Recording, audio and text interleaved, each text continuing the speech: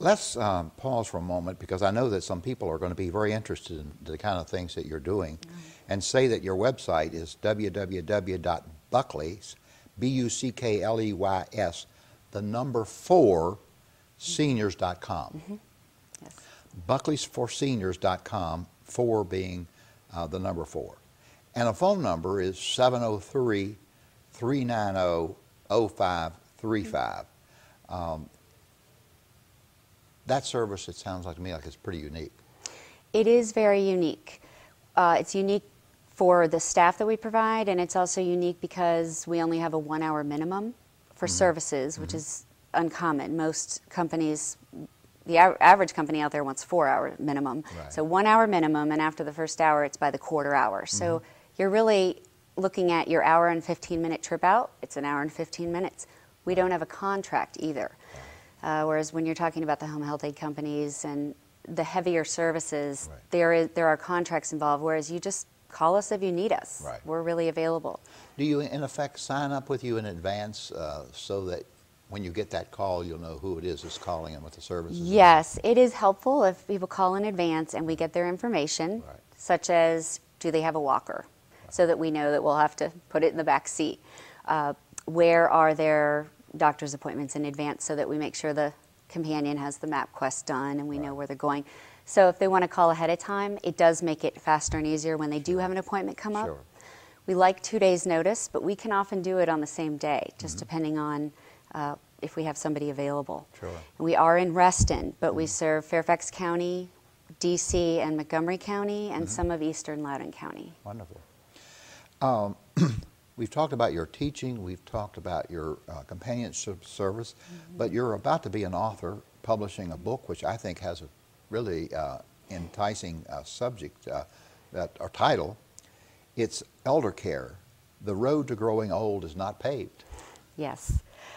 I actually got that title from one of my beloved clients and asked him if I could use it. He said yes, of course, because I thought it was an accurate picture of how things are in this day and age in terms of we have a lot of information out there. You can go online and draw from the Social Security website, the CMS website.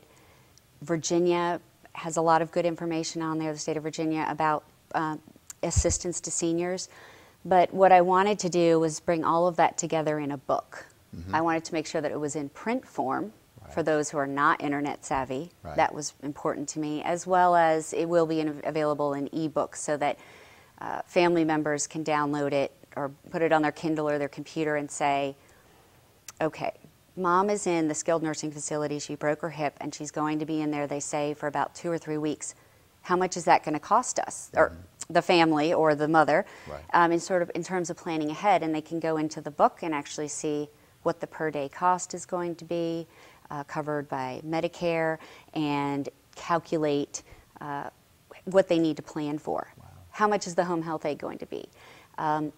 One of the things the book covers that I think is not often covered in care books is the estate planning aspect.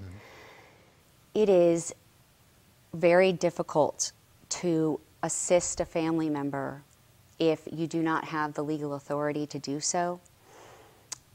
The 2 documents that I think are very necessary in this day and age, they're not only necessary, they keep you out of guardianship and conservator court. It's going to court to be deemed incapacitated is a horrific thought for anybody.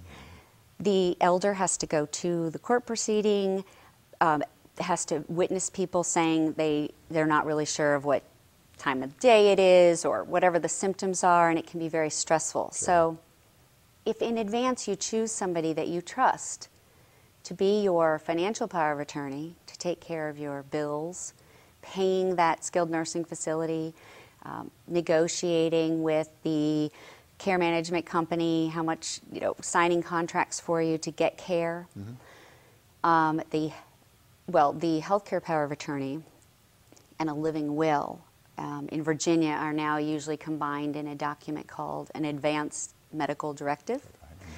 That's where you choose in advance who is going to make healthcare decisions for you if you can't. So if you have a stroke, you can't speak, or you get dementia and you're really not sure what's going on, you have chosen in advance somebody that you trust to make your healthcare decisions for you. A family can come up against a lot of panic when they realize that they're maybe not allowed to talk to a doctor because perhaps their mother's husband is alive and well, but he's under so much stress and he's elderly himself and he can't handle it. And then all of a sudden the children are told, or the stepdaughter, let's say, who deals with everything, can't talk to the doctor or can't pay those bills or sign those checks because she doesn't have the legal authority. So if you wait and something drastic happens, you might wind up in court where a judge will decide for you who is going to make decisions for you. But if you plan ahead and execute these documents, you can decide for yourself and talk to that person about what you want. I have put the best website, I think, for finding somebody to deal with those kinds of estate planning documents is the National Academy of Elder Law Attorneys. They're actually headquartered in Tysons, and it's www.nala.org, N-A, National Academy, E-L-A.org. And you can go on there and find an attorney in your area to talk to about making those decisions ahead of time and allowing your loved ones to have the ability to make those phone calls, make those decisions if they need to. And you're also a member of the elder law. I'm not. I don't practice anymore. Oh, you I don't do practice? teach Okay. about estate planning documents, but I spend my time running my business. Okay. And I also have recently become a certified geriatric care manager. Okay. So I'm expanding that portion of my business as Okay. well. Okay. That is a little bit different than the companionship, because the companionship is really the outings, taking a senior out to a doctor or lunch.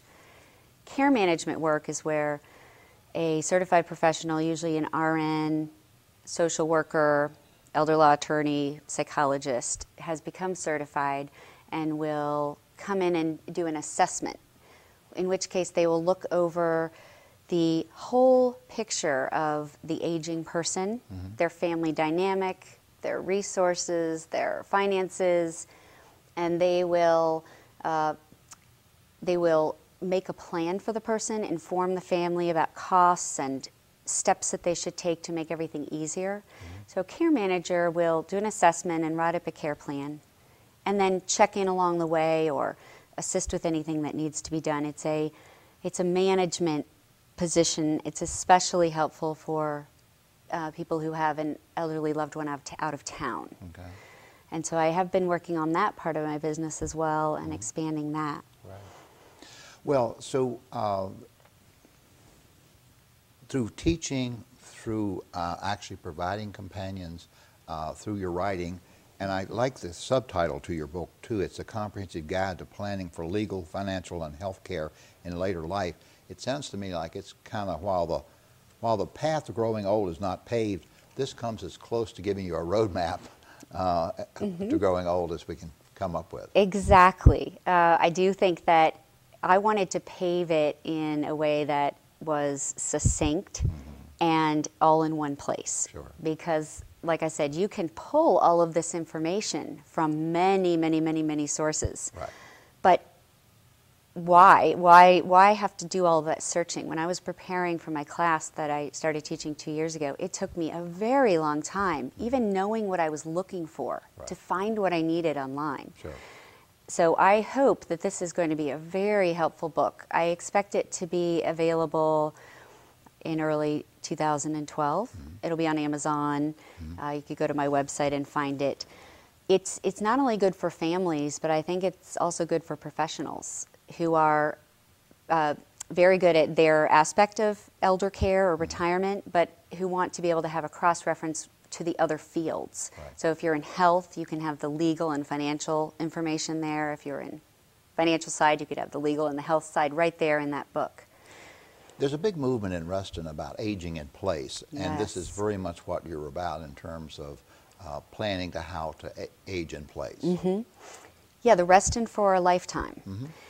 And I wasn't able to find a website, but I did bring their email address and phone number, and their next meeting is, I think, Tuesday the 13th at 2:30 p.m. Okay. I believe it's at the community center. Okay. Reston for a Lifetime is a group of Reston residents who have been looking at making Reston grow along with the population. Right. So they are looking into the kinds of neighborly assistance and services that can, again, keep you in your home longer, where if you have databases or networks of people who can get out and help each other, then you don't necessarily need to turn to professionals. It can be much lower cost than having to hire somebody. And also you get to know your neighbors and you get to help each other. Sure. So the meeting today, or the meeting that they're having tomorrow, I thought I read that they're looking at a concept that's very interesting, having parks that are equipped with exercise and activity towards the older American. Instead of having, we have lots of great places in Reston for our children, right. But to keep elderly people active, social, having a place to go, having a place to keep in shape. That's what they're looking at, I think, at the next meeting. But anybody who wants to live in Reston and is getting older, this is a great group to come to their meetings, give your opinion, brainstorm. I hope it does great things for Reston. Buckley, we have only a moment remaining, but summarize your overall advice, and I know what you're going to say, but say it again for people. We're all growing older, so what do we have to do? Talk to your families. Let them know what your preferences are in terms of your kind of health care that you want. Where do you want to live? Do you want to live in your home? Should they do everything possible to make that happen? Do you want to live in a community, an assisted living community with other people and activities and trips and social outings? Do you want do you want to be have visitors? Do you want to go out? Are you satisfied to just stay at home and not have anybody interfere? Just talk to them ahead of time and know that there are resources out there. Plan for it. Plan for it. Plan for it. Ladies and gentlemen, good advice. Buckley's for Seniors. www.buckleys with an S, 4 is the number 4, seniors.com for more advice. And Buckley Fricker, we thank you for being with us today. Thank you, and we Ken. appreciate for your help with our older community. Thank you. Thank you for joining us on Virginia Reports. Hope you'll join us next week at the same time. Good night.